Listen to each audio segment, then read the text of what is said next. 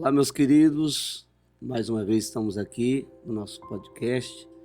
Eu estou hoje aqui com o Dr. Cleito, que além de ser alguém que cuida da comunidade como promotor, também é um pastor, né, e está contribuindo com a sociedade também na questão espiritual, como homem de Deus. É um prazer, doutor, ter o senhor aqui conosco nesse dia para falar para o público, onde a gente vai conversar a respeito das leis, princípios, regras, tanto espirituais como também as dos homens. Gostaria que o senhor se apresentasse e contasse um pouco do seu testemunho de vida e de fé. Bom dia, paz do Senhor, pastor Hélio. É uma grande alegria falar contigo, assim como também com sua audiência. Fico muito feliz pelo convite, me sinto honrado, né? É sempre um prazer falar das coisas de Deus e também das coisas da minha profissão, né? Vamos assim dizer, secular, né? Meu trabalho fora do ministério. Bom, eu atualmente estou na condição de promotor de justiça, né? Então eu trabalho na área do direito, na área jurídica, né? Já há quase 15 anos, né? Atuei em diversas áreas, diversos casos, dentro daquilo que a gente fala que é o Ministério Público, né? Que hoje se fala promotoria de justiça.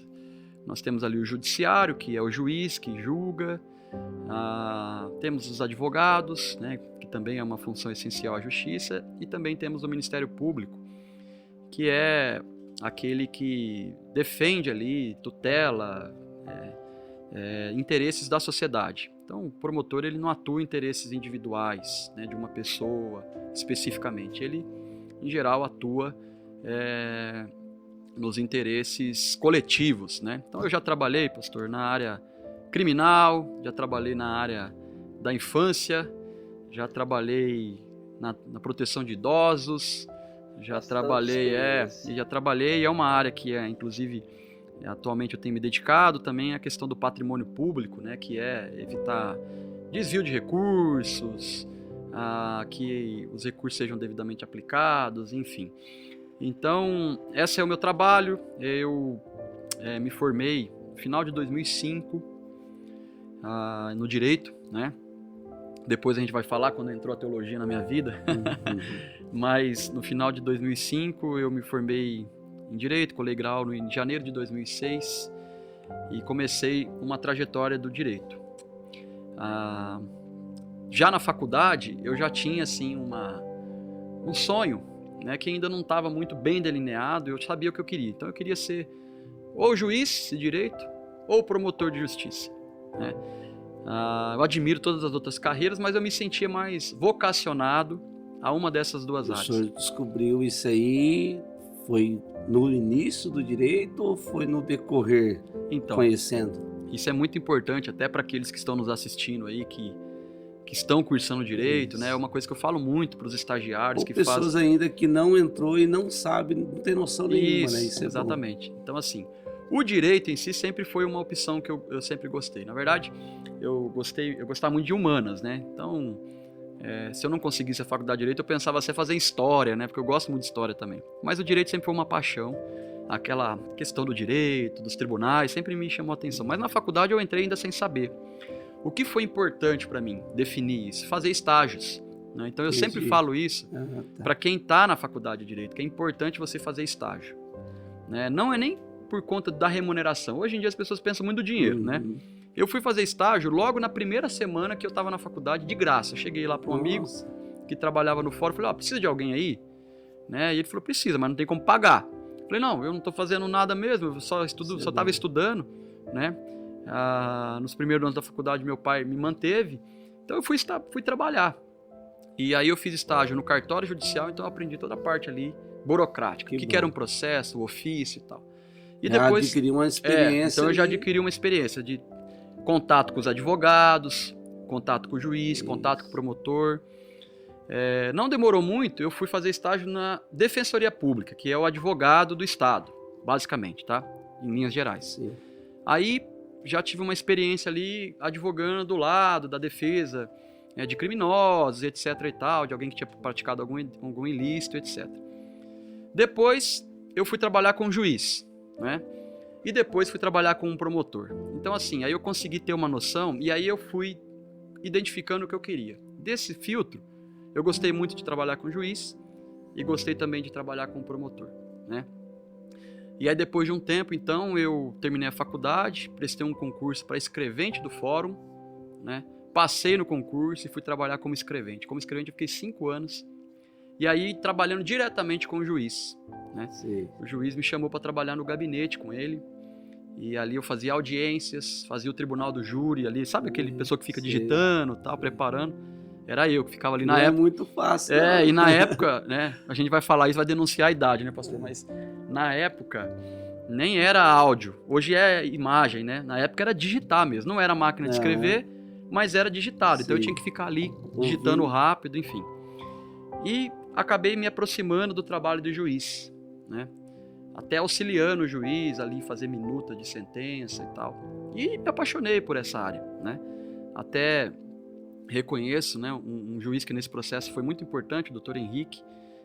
Ele está na região de Araçatuba, na época ele estava em Andradina. E ele sempre falava, estuda para juiz, né? Estuda para juiz. Porque e eu, a área que eu estava ali. E você estava ali junto. Isso. E aí eu comecei a estudar, né? Levar a sério a questão de me preparar para o concurso. Nessa época eu também depois eu vou explicar, já servia a Deus, a gente tinha uma comunidade lá que a gente plantou, uma igreja na cidade de Andradina também, e fiquei nessa situação, né? O que eu faço? Eu vou estudar para concurso, aí eu decidi me empenhar na carreira de concurso público. Estudei por um período com esses 2 enfoques, juiz ou promotor. Mas Deus tem os seus desígnios, né? E eu nunca, já cheguei em fases avançadas para o concurso de juiz, mas nunca passei. E no promotor eu comecei a passar. Então, acredito que eu tinha um perfil mais para essa área do Ministério Público, né? Tanto que antes de passar para promotor, eu passei para um outro concurso para assistente do promotor, chama analista jurídico. Né? Então eu comecei a trabalhar diretamente com o promotor. Fazia quase tudo que o promotor estava na parte processual, né? Aprendi muito. Sim. E isso me ajudou no concurso. Prática mesmo, aí, depois de um tempo de estudo, eu virei promotor. Consegui passar num concurso bem difícil, bem concorrido, exigiu muito tempo de estudo, muita dedicação, muita energia, muito apoio da família. E aí, estou nessa carreira já, como eu disse, quase 15 anos. Também fui para a carreira acadêmica, então eu fiz um mestrado em Direito, numa área que eu gosto muito, que é constitucional. Então, estou à disposição, né, para falar um pouquinho da questão coisa jurídica. Que eu percebi no senhor aí, que eu ensino muito, né, na igreja, para as pessoas. O senhor teve uma coisa que as pessoas hoje estão com dificuldade de ter. O senhor teve um foco. Exatamente. E o senhor teve um objetivo. O senhor traçou o caminho onde o senhor queria chegar. É verdade. Eu penso assim também. Né? Sim. Então, quem que o senhor queria ser, aonde o senhor queria chegar, entendeu? É verdade. Então, o senhor traçou o caminho e Deus abriu as portas. Deus abriu as portas. Porque eu penso assim, não é só a gente falar, eu vou. A pessoa tem que pegar e o senhor pagou o preço, trabalhando de graça, depois estudou, além daquilo que eram as suas forças, porque não é fácil estudar, não. Esse negócio de estudar é para vocês mesmo. Eu sou mais difícil nessa questão. Mas a mensagem aqui é o foco. Sim. O objetivo é traçar o seu caminho. Sim. Então hoje o senhor é um vencedor, não só pelo título e a função de promotor, mas inspira as pessoas esse caminho de vida. Eu assisti o EcoCast que o senhor fez, me apaixonei por tudo. Por quê? Mandar até um abraço para Israel, para os meninos. Sim, que... grandes amigos. Por quê? Na minha cabeça, promotor não era tudo aquilo. É verdade. Você entendeu? E eu falei, nossa, como é importante para a sociedade. É verdade. Então, quem passar a conhecer e tá indo para o lado direito, a pessoa vai ver que não ajuda só, não julga só, não defende só. Não é só um acusador, né? Só ajuda a sociedade. Eu acho que isso é um ponto interessante. A gente pode até resumidamente repetir o que a gente conversou lá, né, com os nossos amigos lá, o Israel. É que assim, às vezes a gente, para quem não é da área, a gente assiste muito filme norte-americano, né? Sim. Desde Eu pequeno, tinha isso né? na cabeça. Pois é. Então, assim, o sistema judicial norte-americano é diferente do nosso. Então, assim, lá, a figura do promotor é, de fato, uma figura mais acusadora, né? Sim. E, em geral, A acaba... justiça lá é assim. Exatamente. Lá, assim, a função... O Ministério Público no Brasil, ele tem uma inspiração muito mais europeia do que americana, né? Então, lá, a função de acusador é exercida por um advogado que o Estado coloca na condição de promotor para fazer acusação mesmo, né? Entendi. E aí existe o aspecto do filme, né? Então os filmes sempre colocam o promotor como aquela figura que é um carrasco, que quer a condenação a todo Já ouvi até uma pregação assim que o irmão disse que o diabo é o promotor. Isso, porque seria o acusador, né? Então, que precisa da condenação a todo custo, independentemente dos meios. Eu já vi vários filmes assim.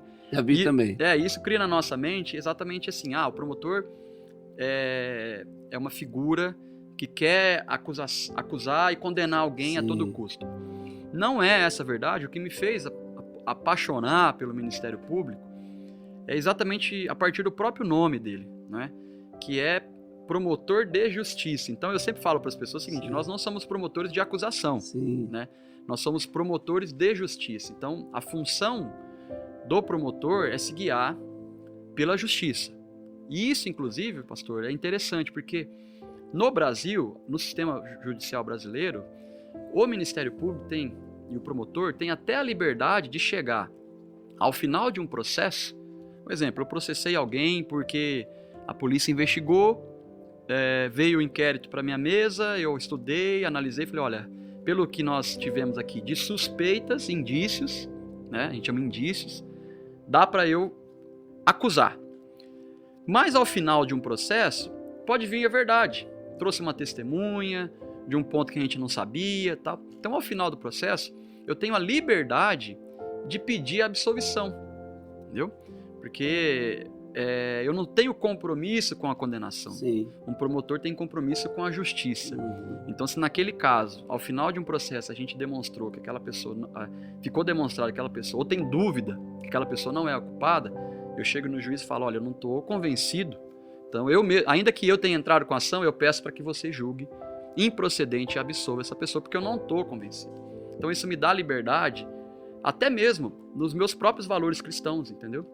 Eu não tenho compromisso em cometer injustiças, né? Entendi. Então, isso mas isso é uma parte do nosso trabalho criminal, né? Então, como eu falei lá no EcoCast, aquela ocasião, eu acho que vale a pena a gente fazer aqui Sim, eu achei muito importante. Um resumo, né? É que o Ministério Público, que é o órgão que os promotores de justiça trabalham, ele atua em várias áreas, né? A criminal é uma delas, uma muito importante, porque a sociedade precisa de segurança, né? Então, o promotor, ele defende a sociedade nesse aspecto de segurança pública, de justiça criminal e etc. Mas pela nossa Constituição e pelas leis do nosso país, o promotor, ele tem, por exemplo, aqui, um tempo eu fiquei aqui em Jales responsável como promotor da infância e juventude, né? Então, na infância e juventude, a gente tem, claro, responsabilidade de atribuir responsabilidade para adolescentes que praticam atos infracionais, mas a gente também tem um aspecto de proteger aquele adolescente que está numa situação familiar inadequada, ou aquela criança que está sem família. Então existe toda uma rede de proteção que o Ministério Público, o promotor, trabalha junto com os órgãos do Estado para inserir essa criança numa família melhor ou numa situação melhor. A gente encaminha adolescentes, lamentavelmente, hoje inclusive é uma questão muito intensa na nossa sociedade, com problemas de dependência química, né? Então a gente encaminha, uma preocupação muito grande. Eu via isso muito na prática, o aspecto destrutivo da droga. Eu fiz o trabalho em clínica de recuperação durante 5 anos. Olha aí. A gente levava lá para eles uma palavra. Sim. Tem uns que não gostavam da parte evangélica, a gente tratava eles com conselho, tudo. Sim. E assim, você vê que o problema não é só a droga. É familiar, é psicológico, é abandono, estrutura do que ele viveu no passado. Então a droga foi um refúgio para ele. Então a sociedade sofre com isso porque não entendem muito bem qual é a questão, e as pessoas generalizam a situação, então um monte de gente sofrendo, abandonado pela família, jogado para fora. É verdade. E é muito lindo esse trabalho que o senhor... Então, a promotoria dava essa possibilidade de a gente estender a mão mesmo a essas pessoas, encaminhando para um tratamento e tal. Além da infância, né, o promotor de justiça, por exemplo, ele é, por lei, aquela pessoa que tutela os interesses do idoso vulnerável. Então, por exemplo, né, quando eu estava numa comarca menor, que eu tinha quase todas essas responsabilidades, que era um promotor só, a gente ia no asilo, né, na casa de acolhimento de idoso, para saber como é que estava. Então, um idoso que está em situação de maus tratos, tudo é o promotor que move as ações, tem buscando bastante. Tem. Aí, além da infância, idoso, consumidor, por exemplo. Nossa, entendeu? Se tem uma questão que ela atinge toda a sociedade, né? E tem a natureza de consumidor, tem o promotor do consumidor, ambiental, né? Tem um problema ambiental, tem um promotor que cuida só da parte ambiental, que diz respeito à sociedade. Então tá tendo... Aqui na cidade de Jales tem um específico para cada área? Aqui a gente está com 5 promotores, então mais divide as só atribuições. Só na comarca menor que tem um só. Quanto maior a cidade, mais vai aumentando o número, que vai aumentando a demanda. Então tem um promotor que cuida do meio ambiente, então tá tendo lá uma contaminação de um córrego, né? É o promotor que vai buscar a responsabilização, a investigação e até mesmo evitar essas questões. Então, o promotor do urbanismo, você acredita? Então tá tendo um loteamento irregular, né? O promotor vai lá e faz essa tutela. Mas isso aí, um exemplo, no seu caso, se eu tiver que ir num loteamento, tem que ter uma denúncia. Geralmente é via de denúncia. Geralmente nós como são muitas as matérias, né? Geralmente as denúncias caem na promotoria. Então, assim, as pessoas têm acesso, né? Hoje em dia, inclusive, é muito fácil. Entra no site do MP lá e fala, no lugar tal tá tendo... queimada, então, assim, essas coisas, então, maus trato com o animal. Na época da seca que teve ali, no ano passado, a gente viu muitas pessoas sendo responsabilizadas porque elas tinham um animal, não tinha para quem vender, não tinha um trato para dar para o animal. Quantos morreram? Eu vi numa reportagem um fazendeiro, ele quase, não sei se foi preso, mas ele foi penalizado porque ele abandonou os animais e foi embora para a cidade grande. Então, todas essas matérias são demandas que vão chegando na promotoria. Tem uma delas que, né, uma área que eu gosto muito, até estudei ela no mestrado, né, que é a proteção ao patrimônio público, ao dinheiro do contribuinte. Então, combatendo atos de corrupção, né, de desvio de condutas. Então, também é uma área... Mas aí, aqui um exemplo, local, cidade, Jales. O senhor atua na comarca toda, nessa questão nas prefeituras, nas administrações públicas, como é que é? Na verdade, sim, o promotor ele tem uma área territorial, seja aqui em Jales, seja em Fernandópolis, né, Santa Fé do Sul, e aí, por exemplo, Fernandópolis, Jales hoje, né, Jales tem a cidade de Ponta Linda, as cidades aqui próximas, né, eu não lembro todas de cabeça agora. Fernandópolis também tem a sua área de atribuição, então cada promotor dessa área, ele trata com essas prefeituras, né? Com as câmaras legislativas, com os contratos, as licitações, né? Então, se tiver suspeita de desvio, ele investiga. Se tiver alguma responsabilidade, ele pune. Ou até mesmo fazendo medidas preventivas. Então, é uma área bastante extensa, que a gente trata com diversas matérias do direito. Então, assim, pessoal que está nos ouvindo, promotor não é só acusação, viu? Nem é o acusador, o diabo, né? Na verdade, é também alguém que defende a sociedade. Isso é importante demais, porque a sociedade não tem esse conhecimento. Não tem. O pessoal, assim, já tem um advogado como se fosse uma pessoa acima de muitas coisas. Então, a pessoa não entende que o advogado ele está ali para defender, né, a causa da pessoa, só que tem um processo enorme. Isso. Tem né, várias etapas, várias situações. Que é onde vai chegar o momento do final, né? Então, isso é muito importante. E, assim, ter o senhor aqui no podcast é muito bom, porque a gente, né, ficamos felizes, todos os cristãos ficam felizes, porque... nós vemos que Deus ele coloca as pessoas também no lugar certo, né, doutor? O senhor hoje, como promotor, o senhor também está cuidando de vidas, né, que é a igreja, porque eu falo a verdade do senhor, ser pastor é um desafio. Eu acho que é mais difícil do que ser promotor. Não é para qualquer um, não é para qualquer um. Eu tenho aprendido isso na prática, né? Eu estou há 20 anos cuidando de igreja, eu sei que... Porque assim, igual o senhor, no começo o senhor falou, o senhor sempre teve uma afeição para o lado da matéria humanas, né? Sim. E isso aí já é uma chamada de quem é pastor. É verdade. Porque amar é um pastor. É porque assim, o pastor faz por amor, não faz... Porque tem uns charlatão aí que faz por dinheiro, né? Isso aí são os que atrapalham. Mas quantas pessoas que chegam na igreja quebrado, precisando de uma ajuda, precisando de uma palavra, e pela posição, um exemplo que o senhor tem, o senhor poderia, né? Poderia, não é, graças a Deus, o senhor poderia ser uma pessoa orgulhosa e falar, eu não tenho nada a ver com a tua vida, Sim. eu tenho minha vida, eu tenho problema em casa, eu tenho, mas não. O chamado pastoral é o de Cristo na cruz, é amar acima de todas as coisas. E tem outro, mais ainda, que Jesus morreu na cruz do Calvário, ele morreu pelos ladrões, pelos homicídios, por todo mundo. E o pastor, ele não tem que ver quem. Sim.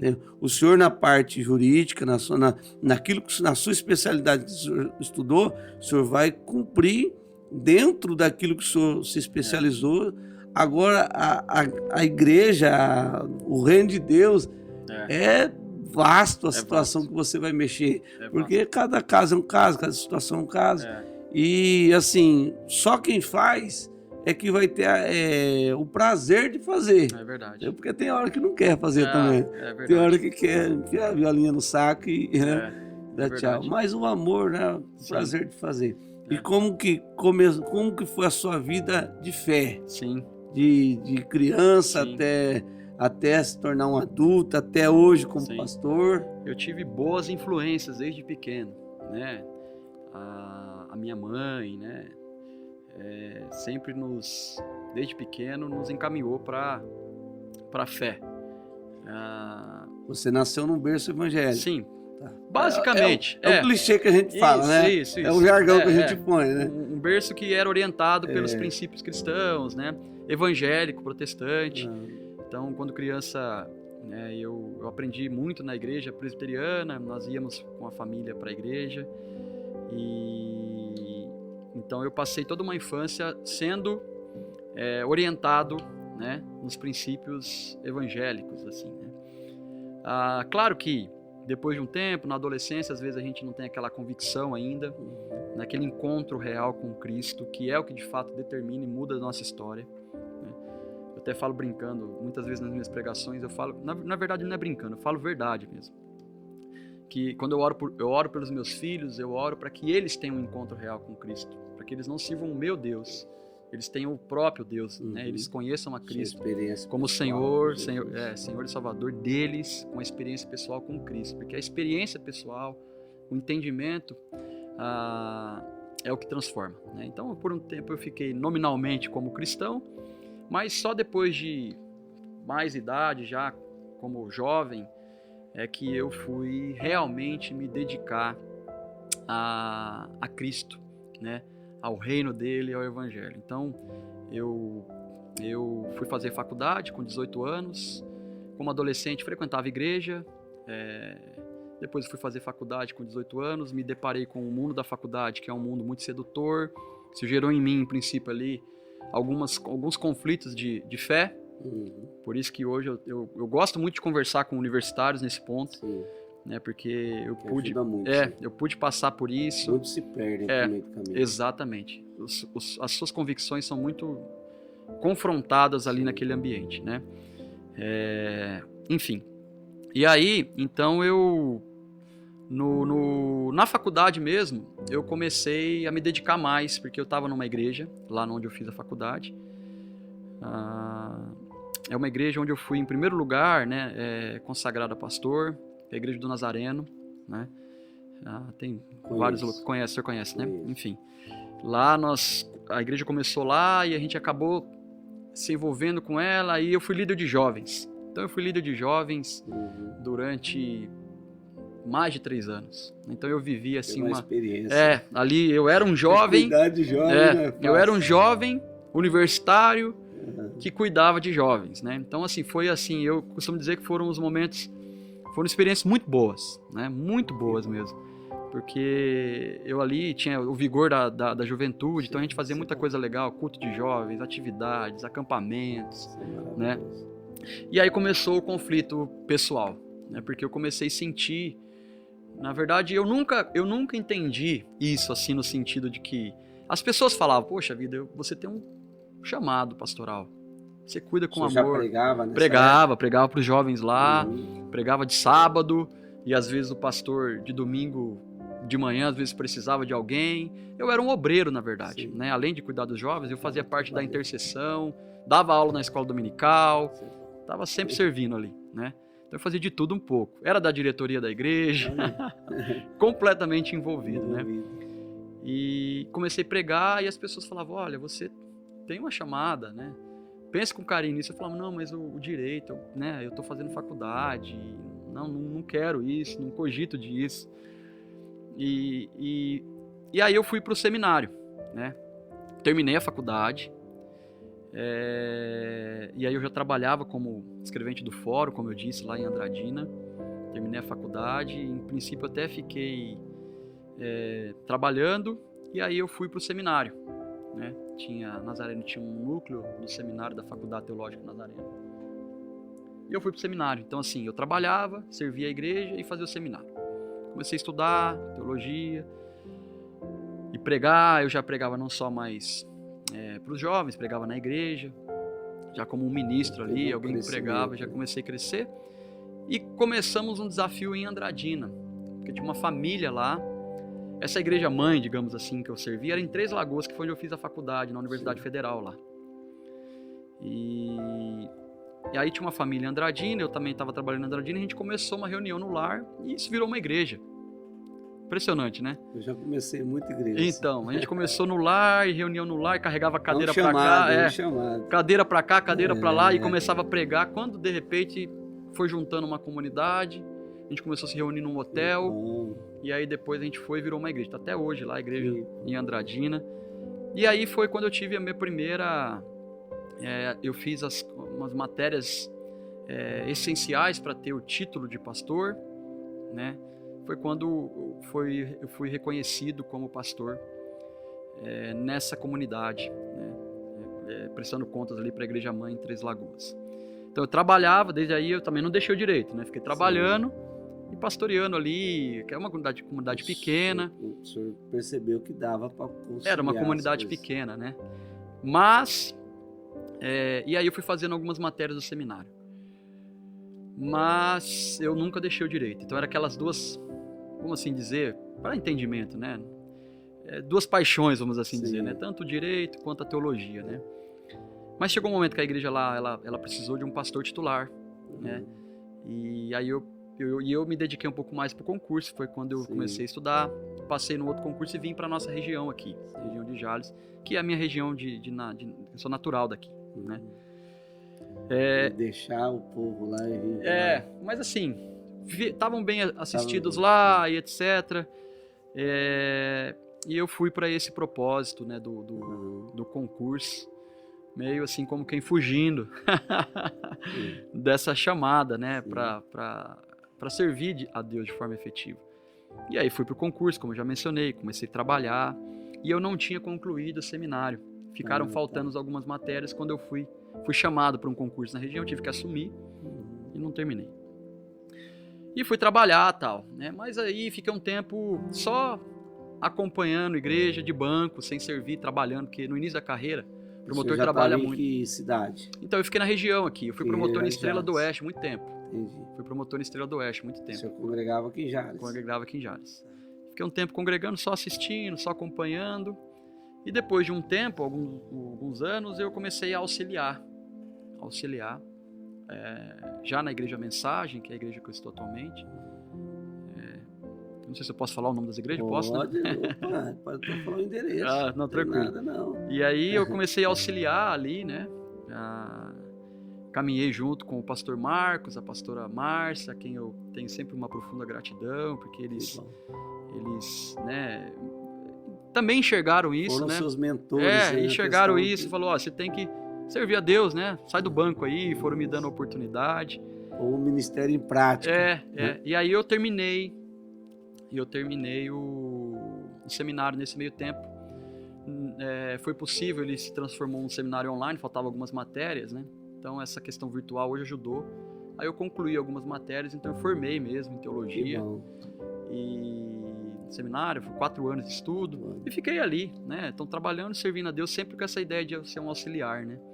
E agora, recentemente, estou 1 ano como pastor, né? O responsável ali à frente da Igreja Mensagem. Então, resumindo, essa é a minha jornada no ministério, né? Mas como o senhor disse, eu afirmo.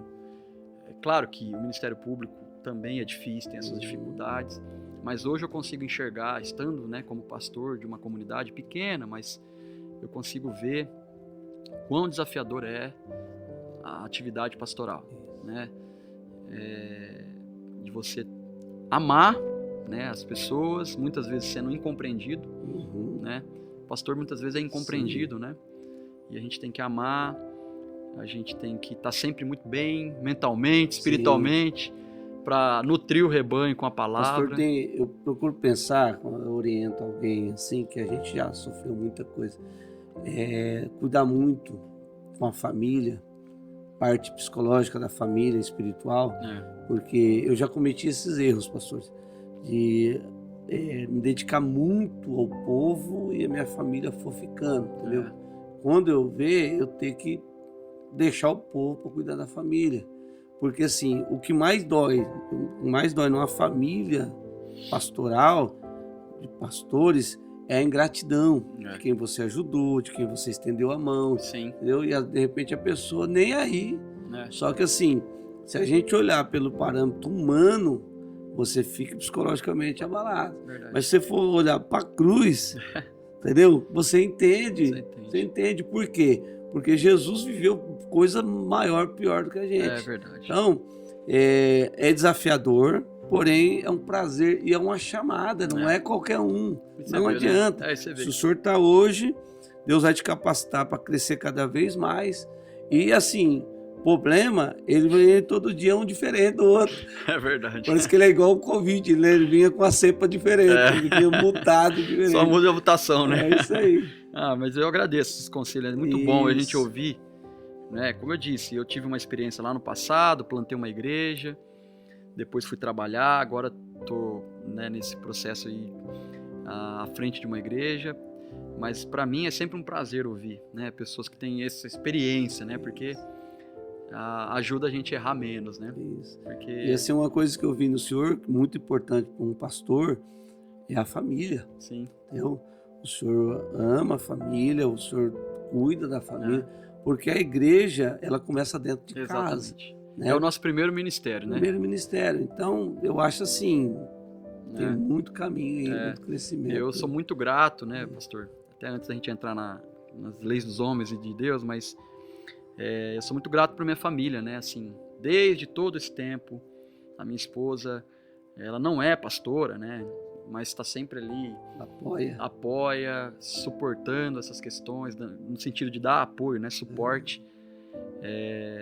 E meus filhos, eu tenho 2 filhos, né, um com 9, uma menininha com 5. E eu sempre penso nisso também, eu acredito que também o senhor, né, a gente hoje constrói um legado para a igreja de amanhã. Enquanto Cristo não voltar, a gente vai deixando um legado. Então, quando eu penso muito no serviço a Deus, eu penso muito nessas crianças, né? O que a gente vai deixar como igreja para eles? Acho que uma coisa que me move, né?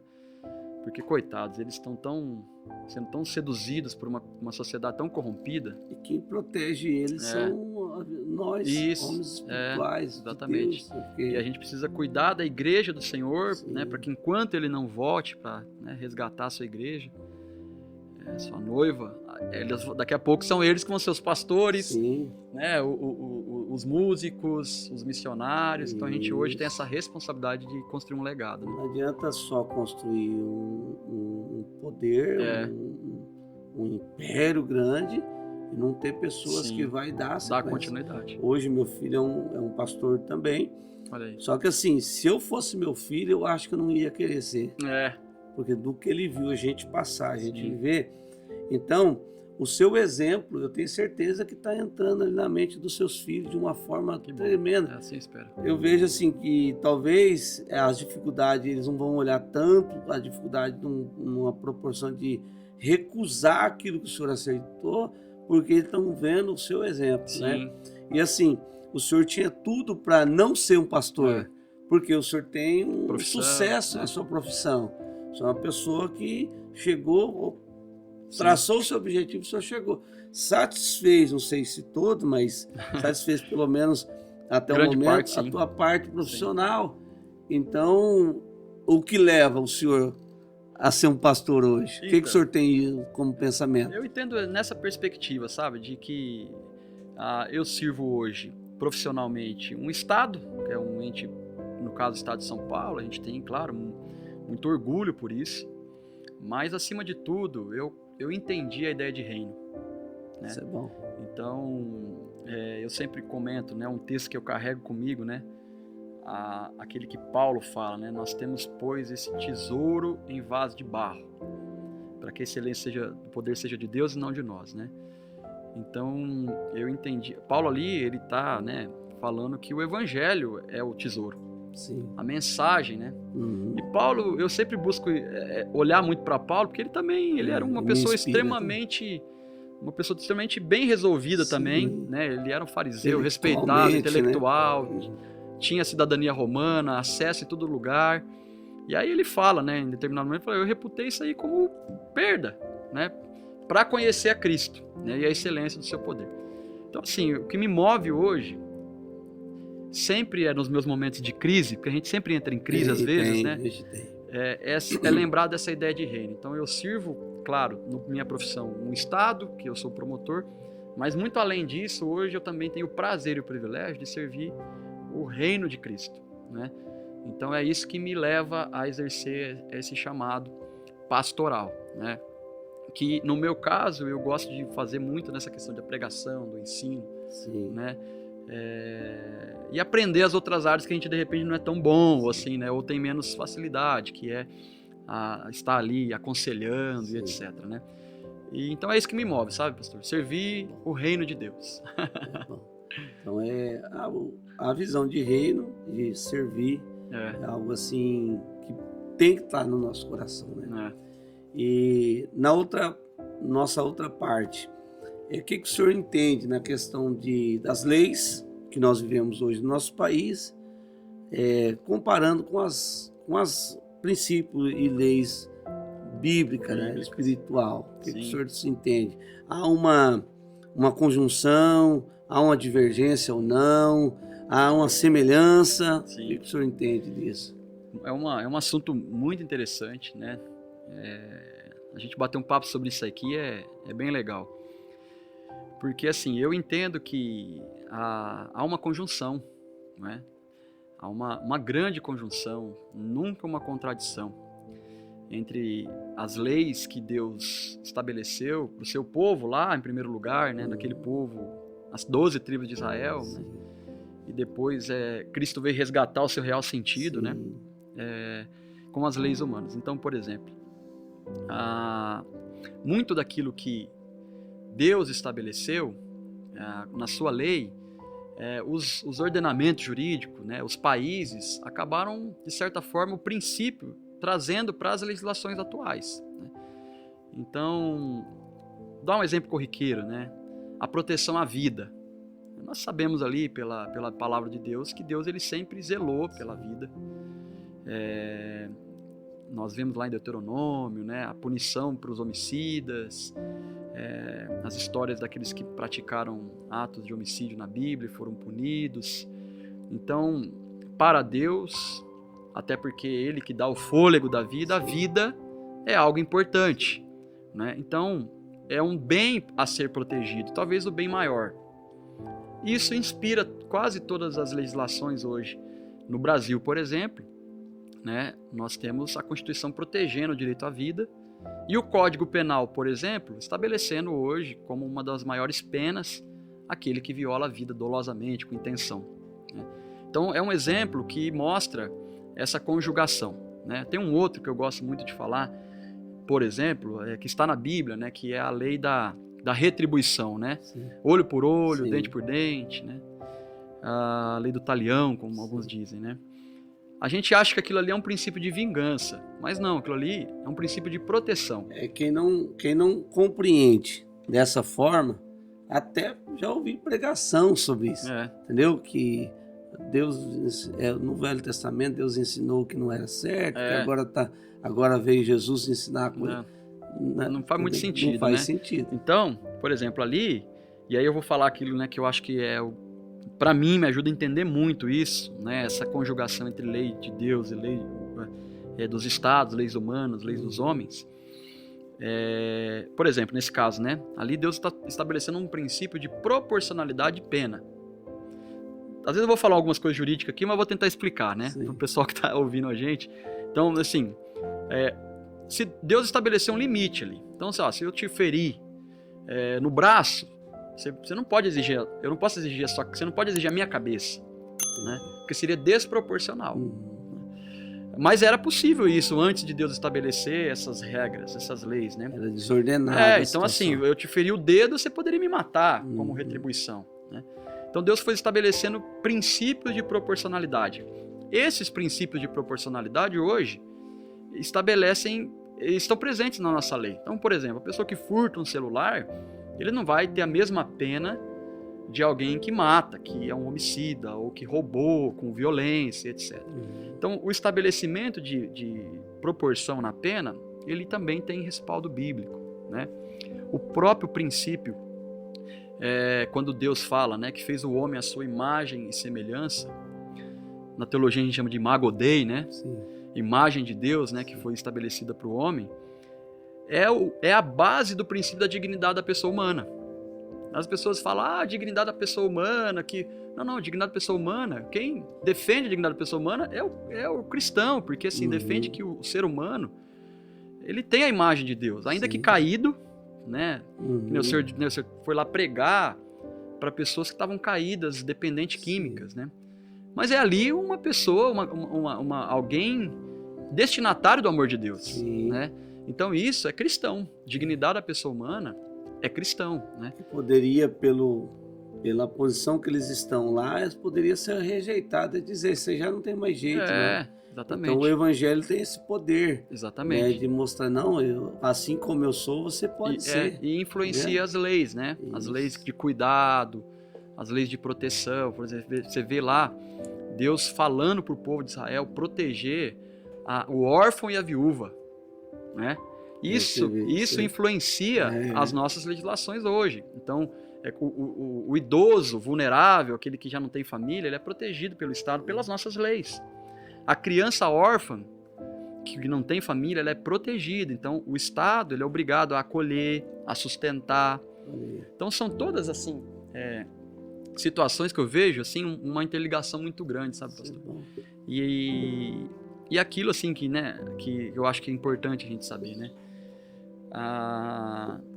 Mas eu vou falar, mas tem algumas regras que foram aplicadas para aquele povo naquela época, de fato. Sim. E aí que no direito a gente aprende muito essa questão, né? Que a lei, a norma, ela se divide aí entre princípios e regras, né? As duas são leis, né? Mas o princípio, ele também é uma lei, ele tem uma observância, mas ele tem uma observância por um tempo maior, vamos assim dizer. Então, algumas das leis que Deus estabeleceu para o povo dele, elas tinham caráter de regra, então ela aplicava para aquele momento ali, né? O povo, né, não podia fazer determinada coisa, por quê? Porque estava no deserto, né? Não podia fazer, né, algo disso, algo aquilo, porque estava no deserto. Mas alguns princípios que Deus estabeleceu, ele se aplicava para aquele povo e se aplica para nós hoje, né? Como o Israel de Deus, né? Então, essa diferença entre princípio e regra, ambos são leis, né? Mas uma é com caráter mais amplo, que se aplica. Uma é para a vida toda. Outra é para várias culturas, vários momentos, e outra é para um momento. Né? Então, assim, é uma diferença muito importante que ajuda a gente a viver hoje, né, os princípios de Deus dentro do cristianismo. Né? Vou fazer uma pergunta para o senhor. O senhor não respondeu hoje, não tem problema também. Vamos lá. A Bíblia fala dos juízes. Sim. O que o senhor entende como teólogo, né? E como alguém que é defensor do Sim. direito, o que o senhor entende ali? Porque ali eu vejo muitas pessoas com dúvida. Ah, um juiz, igual o juiz que fica sentado lá, que viu. O que o senhor entende no seu estudo teológico e na sua condição de mentalidade como Sim. um promotor? É. O que o senhor entende? Sabe que isso aí é um conflito muito grande para quem trabalha com essa área, né? Porque às vezes, né, a gente é chamado a punir uma pessoa. E às vezes você está punindo, às vezes, um irmão. Entendeu? Então, por exemplo, eu como promotor, às vezes tem que acusar alguém que você sabe que é seu irmão em Cristo, mas que praticou um ato falho e etc e tal. E às vezes a gente entra em alguns questionamentos. Então eu já me questionei, mas eu me resolvi isso. Então falando da figura do juiz, que é a figura que aplica a lei. Eu imagino que também o juiz, quando vai julgar, um juiz cristão, ele deve passar pelas mesmas angústias, né? Punir um semelhante, jogar na cadeia, restringir a liberdade, às vezes tirar o filho, tirar a filha de um contexto familiar, separar um casal. Todas essas questões que o direito trata, às vezes à luz da palavra a gente fala, puxa vida, mas né, como resolver isso? Eu consegui resolver isso na minha cabeça. Eu não me recordo agora o capítulo, né? A idade vai chegando também, né? Mas enfim, mas eu não decoro. Enfim, o versículo, capítulo. Mas eu aprendo assim que, né? Paulo fala, né? Que os magistrados, as autoridades, né? Elas têm a espada, né? São constituídas por Deus. São constituídas por Deus. Elas têm a espada, né? Para punição dos malfeitores, né? Então eu entendo que é um ministério. Eu entendo sim que é algo a se realizar. Né, que um juiz, um bom juiz que se guia por justiça, porque Deus fala também, adverte o juiz, não pode aceitar suborno, né, tem que ser justo, não pode ser parcial, né? Então a Bíblia também tem várias orientações para como deve ser um bom juiz, né, um bom julgador, um bom profissional do direito, vamos dizer assim. Então ele pode ser um instrumento nas mãos de Deus, porque quando você pune o mal, você está exercendo a justiça de Deus. Deus, ele não deixou de ser justo. E ele não deixou de ser alguém... Às vezes as pessoas, a gente estava até falando sobre isso, né? A graça e a bondade. Ótimo, a gente tem a graça de Deus. Mas Deus é justo também, né?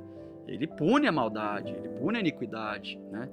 Então, eu resolvi isso, de que, na verdade... O senhor tinha um conflito nessa questão. Um conflito. Então, assim, a gente, pela palavra... uma autoridade que é investida, ela é investida para exercer um benefício para a sociedade, punindo o mal. Não é destruindo a pessoa, porque aí você não teria misericórdia, não teria amor, não teria paz, que são coisas que devem guiar a gente como cristão, né? Mas é punir o mal. É basicamente, como eu sempre dizia, né? Agora nem fazendo uma interpretação teológica, mas assim, quando eu fazia tribunal do júri, que eu já fui promotor do júri também. O júri é quando julga crimes contra a vida, né? Então é muito comum no tribunal do júri a defesa vir e falar, olha, mas aí o promotor quer destruir a vida da pessoa, o réu está aqui sentado, ele tem família, o promotor quer destruir e tal. E coloca a gente como vilão muitas vezes, né? E eu muitas vezes usava um pouquinho da minha formação cristã para dizer para os jurados que nada daquilo. Na verdade, às vezes a pena pode recuperar a pessoa. Entendeu?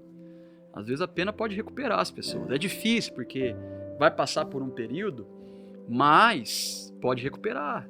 Ele pode entender que ele fez um mal, pagar pelo mal e se tornar uma pessoa melhor. E aí eu lembro muito daquela passagem que Jesus fala, né? Dê a César o que é de César e a Deus o que é de Deus. Então, aquele que praticou um crime, ele tem uma dívida com a sociedade. Porque o que é o crime? O crime é uma violação a uma lei que regulamenta a nossa vida. Então, por exemplo, direito à propriedade, né? O senhor não está com o celular aqui, mas se o senhor tivesse com o celular aqui, eu gostei do seu celular. Né? É seu, o senhor trabalhou por aquilo, o senhor conquistou aquilo, eu não posso chegar e pegar. O que a lei protege? A lei protege a propriedade. Né?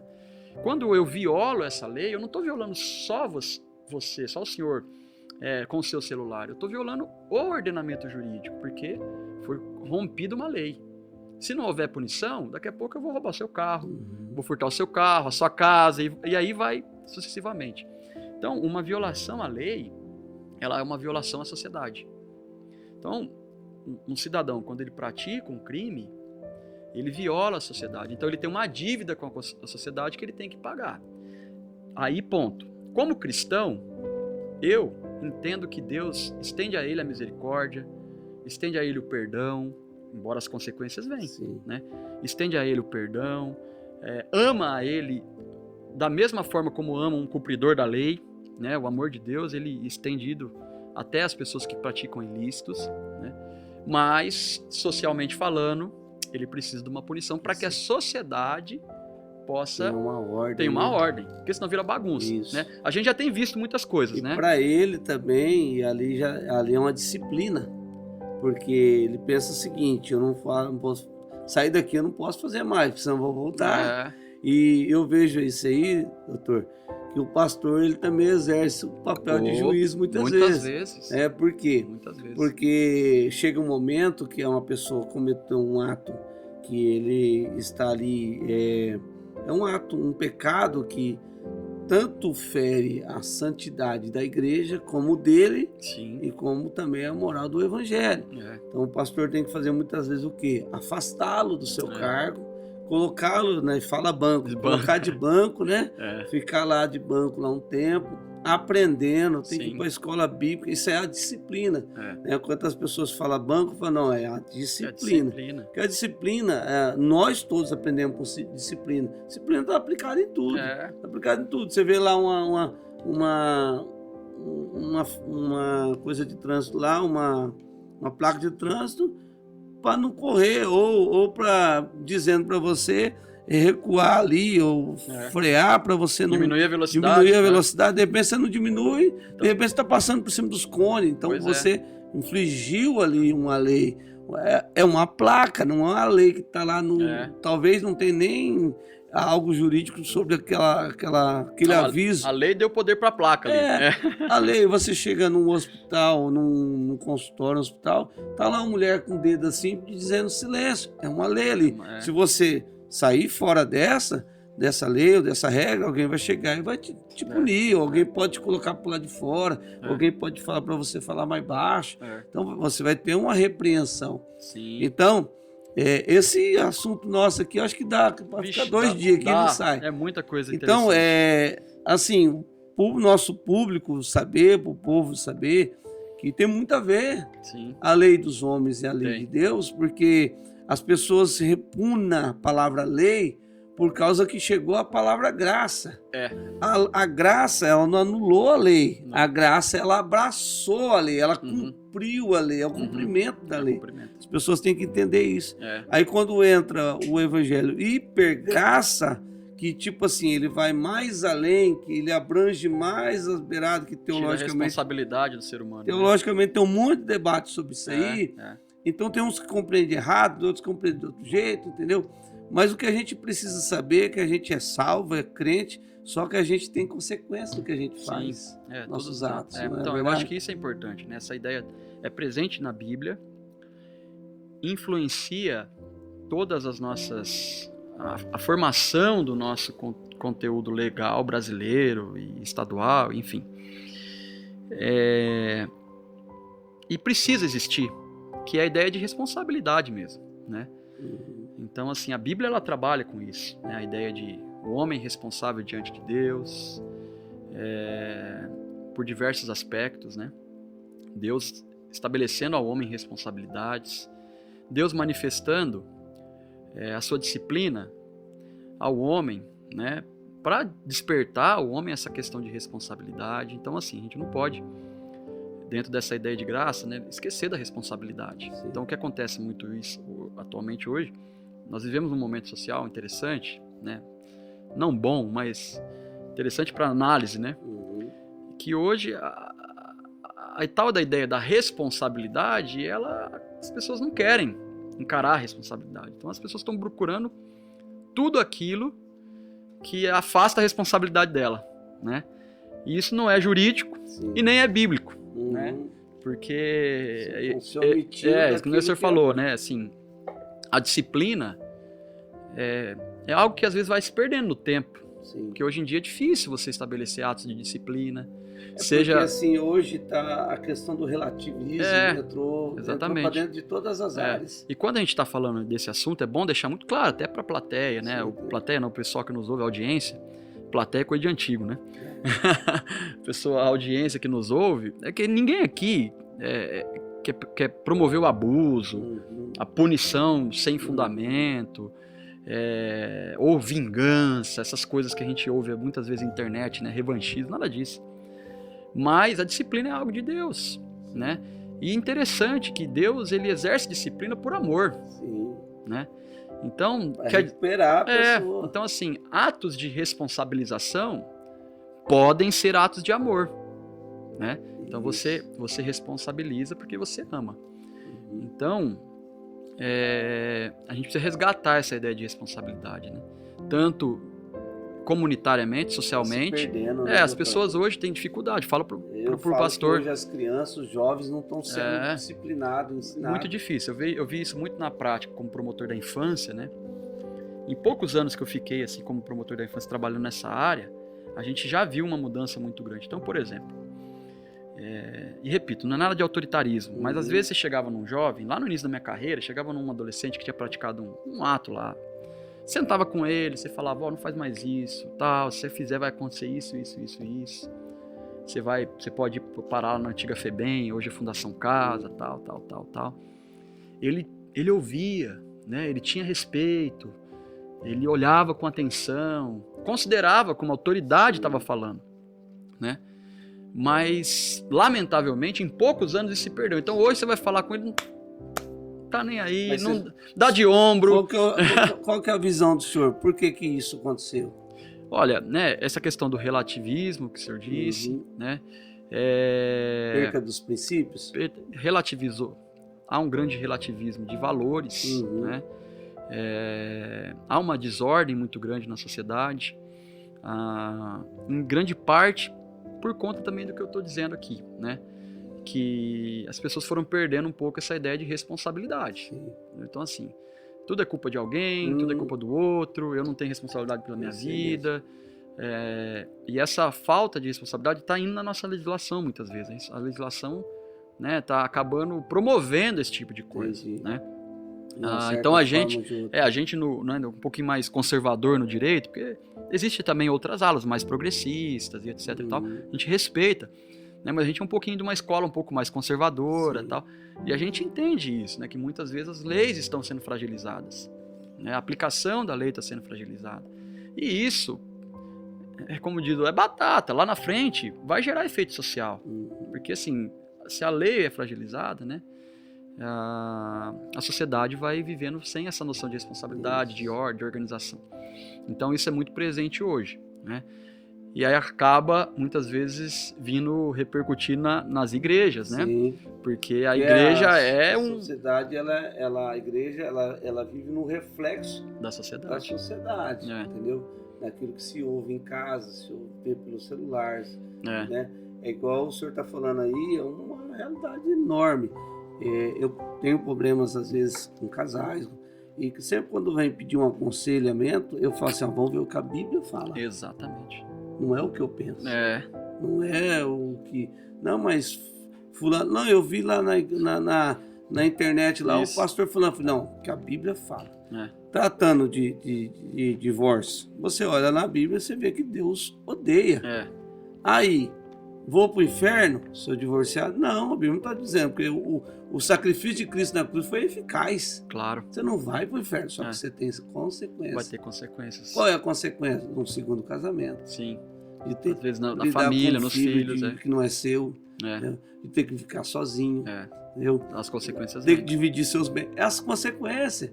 Isso nós não podemos, como pastor, deixar sair da mente das pessoas que nós também vivemos consequências dos nossos atos. Esse é o ponto. Entendeu? Esse é o ponto que eu acho, sabe assim? Exatamente essa ideia de que trabalhar, que para atos há consequências, né? Então, claro, o ser humano, às vezes, ele, né, dependendo da sua compreensão teológica, um pouco mais, um pouco menos, mas o ser humano tem as suas escolhas ali.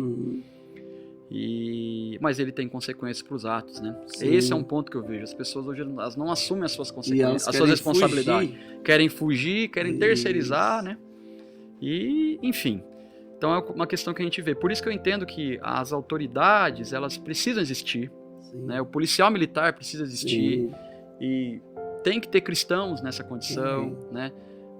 Como juiz, como promotor, porque a gente, claro, vai exercer valores cristãos, exercendo misericórdia, perdão, graça, aconselhando, mas também sendo braço da justiça de Deus, Sim. a espada de Deus, para punir aquilo que é errado. Não punir pelo punir, mas punir para responsabilizar. Eu acho que isso que é... Porque hoje quem quer desconstruir a imagem de Deus e da teologia, eles dizem assim, mas como se Deus é amor, porque Deus pune? Pois é. Se Deus é amor, porque Deus está pesando a mão? Se Deus é amor, não. Isso revela tudo. Deus mostra para as pessoas e para nós que Ele é amor. Só que os atos, as nossas consequências, nós vamos ter que colher. Então, é uma coisa que eu tenho pensado muito. A gente pode um dia conversar. Exatamente não, essa. Vamos voltar de novo, não vai dar tempo. Essa ideia de amor, né? As pessoas confundem. Então, Confundem. às vezes a disciplina, como eu disse, é um ato de amor, né?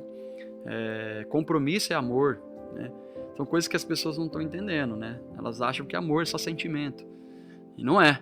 Né? Amor é compromisso, Sim, amor é disciplina, amor é cuidado, enfim. Mas há sim uma grande conjugação entre a Bíblia e a teologia, as leis humanas, os nossos códigos, né? Moisés foi inspirado por Deus, mas ele foi um grande legislador, viu? Um grande legislador, foi um grande juiz. Foi um advogado. Bom advogado. Que ele foi lá, intercedeu. Ele subiu no monte lá, não mata não, se matar exatamente. No nome do livro da vida. Foi o intercessor. Ele então, realmente, livro da lei é o que denomina mesmo, né? O livro da lei. Livro da lei. Ele foi realmente... Isso. E esse diálogo que o senhor promoveu aqui é muito importante, porque as pessoas às vezes têm... Né, elas olham para a Bíblia com estigmas, Sim. né? E aí não entende isso, que algumas coisas eles viveram naquele contexto cultural, né? De guerras, de confronto e tal. E aí, não, mas isso eu não posso observar. Não, de fato, mas tem um princípio ali a ser observado.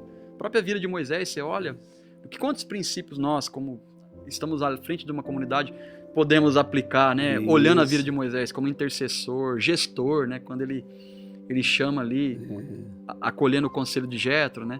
Ele chama pessoas para liderar. E você vê, ele foi um homem, ele foi escolhido por Deus, ele teve contato direto com a glória de Deus, e de repente o sogro dele falou, você está fazendo errado, vem cá que eu vou te ensinar. Olha só. Aí ele sentou e falou, não, pode falar que eu vou te ouvir. Olha só. A humildade de um líder. Que impressionante, hein? Não é verdade? Ele falou, não, eu vi a glória de Deus, não quero saber de você não, Deus que me... Não, mas... Eu falo brincando, isso aí já tá me dando um insight de pregação aqui, já. O pregador... O pregador é assim, né? Já começa a raciocinar. E ali começou até a ideia de célula, né? De grupo, faz um grupo aqui, faz um grupo ali, ligado a uma liderança. E isso, assim, o crescimento do evangelho, ele tem que ir por esse lado, doutor. Porque aí entra...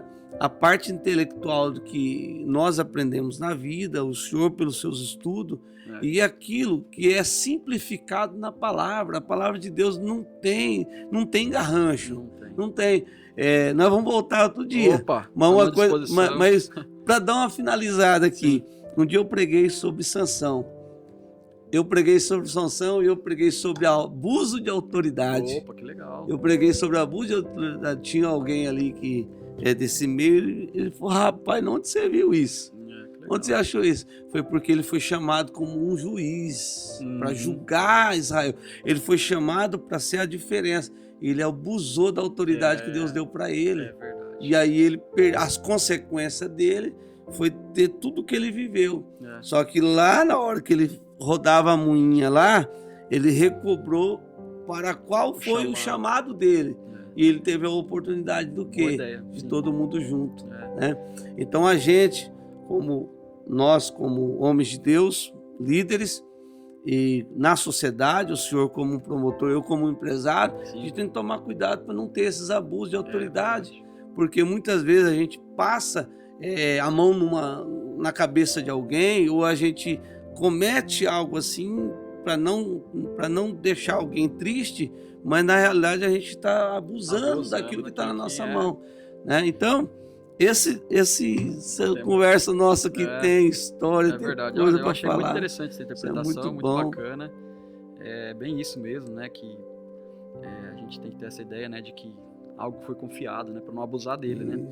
E realmente, Sansão, Deus não deu aquilo pelo mérito dele, né? É para que ele fizesse o seu chamado como juiz. Então, é uma alegria, viu? Falar, estou à disposição. Espero ter esclarecido um pouco, né, a nossa audiência aí, a sua audiência, melhor dizendo. Isso é sua também, a nossa audiência. Eu acho muito legal esse formato de podcast. E o senhor tem Instagram? Tenho sim. Cleiton_Luiz, alguma coisa assim. Eu não sou muito de mexer muito, mas procura lá, Cleiton. Também pode ir lá. Dr. Cleiton, lá na rede social. Então a gente agradece essa interação e muito obrigado pelo convite. A gente vai voltar e eu queria fazer uma pergunta para finalizar. O senhor já alcançou todos os seus objetivos ou o senhor tem algo assim, algum lugar a chegar ainda? Na verdade, eu sou muito grato por tudo aquilo que Deus fez na minha vida, né? Eu olho para trás e hoje eu vejo quão bom Deus foi. Porque tem isso, né? O senhor sabe, é um conselheiro há 20 anos já como pastor. Quando a gente está, às vezes, em meio à tempestade, a gente não tem visão das coisas, né? A gente vai enxergar depois, lá na frente, por que você passou por aquela tempestade. Então, quando eu olho para a minha vida para trás, eu sou muito grato por tudo aquilo que Deus foi costurando, né? Me permitindo viver. Então, profissionalmente, eu me julgo muito satisfeito, né? Eu não tenho muitas ambições profissionalmente falando, né? Eu acabei hoje, quase 15 anos de promotor, eu não tenho muitas ambições assim de carreira, de me tornar um procurador, de crescer demais na carreira, ir para grandes centros. Não tenho. Agora, ministerialmente, eu acho que eu ainda posso estar aberto a alguma coisa que Deus possa fazer, um crescimento maior. Eu sinceramente não sei, né? Não tenho assim clareza de para onde Deus quer me conduzir nessa área, mas eu tenho alguns sonhos, assim, eu gosto muito da teologia, né? Então eu fiz um curso de teologia, eu formei na teologia, mas eu tenho algumas carências ainda, algumas áreas que eu gostaria de estudar mais. E eu acho que eu tenho alguns sonhos familiares, né? Então assim, por exemplo, eu olho para os meus pequenos hoje e eu acho que hoje eles ainda dependem muito de mim, né? Então eu acho que hoje um sonho meu seria continuar essa história construindo para possibilitar a eles um legado, que a gente conversou um pouquinho, né? Eu ia fazer essa pergunta. Possibilitar a eles, assim, não só um legado material, de coisas, né? Mas que eles possam olhar e seguir mais ou menos ali aquilo que a gente foi ensinando, né? Inclusive, temendo a Deus, andando com Deus. Eu acho que hoje seria talvez o meu maior desafio hoje, como servo de Deus e como pai, né? Apontar um caminho para eles, porque eu tenho essa estar na área do direito nos permite estar muito perto da dor humana, né? Então a gente vê muita coisa ruim. Eu costumo brincar, só para finalizar mesmo, que ninguém vai no fórum falar, olha, eu vim aqui dizer que tá tudo bem comigo. Ninguém vai pra lá, né? Ninguém vem aqui, olha, eu vim aqui dizer que tá tudo bem. 1 milhão lá, não, tá tudo me bem. chamar para uma janta. Geralmente é um problema na família, é um problema de um dano patrimonial, é um problema na vida, enfim. É problema. É problema. Então assim, a gente vai e percebe muito a dor, né? E eu vejo muito isso, as dores da sociedade. Então o meu objetivo familiar é construir nos meus filhos uma fé que eles possam viver nessa sociedade com essas loucuras que a gente vê por aí, né? Então eu acho que eu tenho sonhos mais familiares hoje e ministeriais, procurando entender aquilo que Deus tem para nós, né? E o apoio e a sua dedicação à sociedade, ao povo, isso é muito importante, doutor, porque precisa inspirar mais gente a cuidar do povo, Sim. a se dedicar às pessoas, que não é fácil. Não é fácil, você não encontra pessoas. Hoje as pessoas têm os seus interesses, ela não tem o interesse do próximo. É verdade. Entendeu? Esse é um ponto. De se lidar, de se entregar pelo próximo. E essa é a base do Evangelho. É. Deus amou o mundo de tal maneira que deu o Deu. seu Filho. Não é tomou, né? Não, ele deu, Deus. e ele não tinha interesse do que. Qual é o interesse dele? Amar. Amar. Amar não tem outro interesse. Não, eu quero um povo para mim. Deus precisa de nós? É. Não. Deus já tem os anjos que adoram ele. É. Então Deus, ele ama. É o amor, né? É. E muito grato a Deus pela tua vida, Imagina, por estar eu aqui. Eu que fico grato. Pela essa simplicidade do Imagina. senhor aí, também educação Imagina. finíssima. Pastor Hélio, prazer conhecer. E que a igreja que o senhor cuida possa ter visão de um pastor com visão, né, com Amém, que seja propósito, assim. e que também esse exemplo segue, cresce, e quantos vão estar vendo o senhor ali. E eu passo também para os nossos irmãos da igreja, seguidores das minhas redes sociais, né, um exemplo de vida em todas as áreas, em todos os aspectos, né?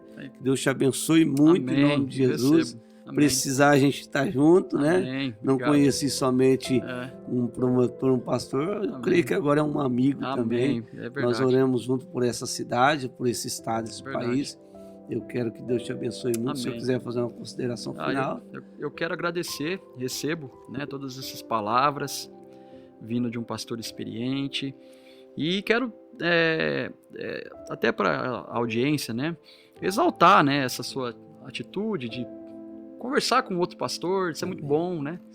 Eu sempre digo, o reino é maior que qualquer denominação. A gente tem aqui ou acolá uma diferença, tal, mas eu acho que isso é muito importante. Então isso me fez admirá-lo. E muito obrigado àqueles que nos acompanham. A gente está à disposição e vamos junto. Nós vamos voltar, viu? Vamos voltar, porque o homem tem conteúdo demais aqui. É bênção de Deus.